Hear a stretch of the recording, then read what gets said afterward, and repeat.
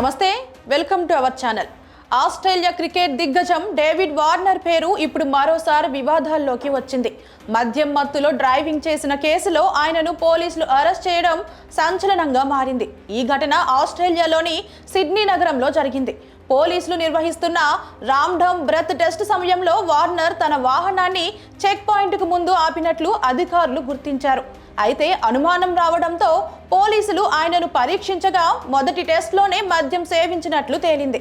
తర్వాత పోలీస్ స్టేషన్కు తీసుకువెళ్లి చేసిన మరో పరీక్షలో ఆయన బ్లడ్ ఆల్కహాల్ లెవెల్ 0.104గా నమోదైంది. ఇది అక్కడి లీగల్ లిమిట్ కంటే రెండింతలు ఎక్కువగా ఉండటంతో వెంటనే వార్నర్పై కేసు నమోదు చేశారు.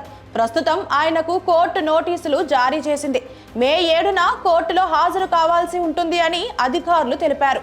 ఇక ఈ ఘటనపై ఆస్ట్రేలియా క్రికెట్ వర్గాల్లో కూడా చర్చ మొదలైంది.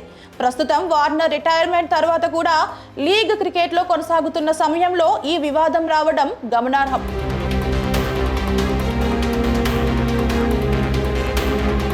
ఇటీవలే అంతర్జాతీయ క్రికెట్కు గుడ్ బై చెప్పిన వార్నర్ ప్రస్తుతం పాకిస్తాన్ సూపర్ లీగ్లో కరాచీ కింగ్స్ జట్టుకు కెప్టెన్గా బాధ్యతలు నిర్వహిస్తున్నారు.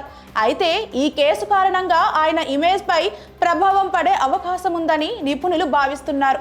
ప్రత్యేకంగా యువ క్రికెటర్లకు ఐడల్గా ఉండే ప్లేయర్లు ఇలాంటి ఘటనల్లో చిక్కుకోవడం ఆందోళన కలిగిస్తుంది. మరోవైపు రోడ్డు భద్రతపై అవగాహన పెంచాల్సిన అవసరం మరోసారి స్పష్టమైంది. మద్యం సేవించి డ్రైవింగ్ చేయడం ఎంత ప్రమాదకరమో ఈ ఘటన మరోసారి గుర్తు చేస్తోంది.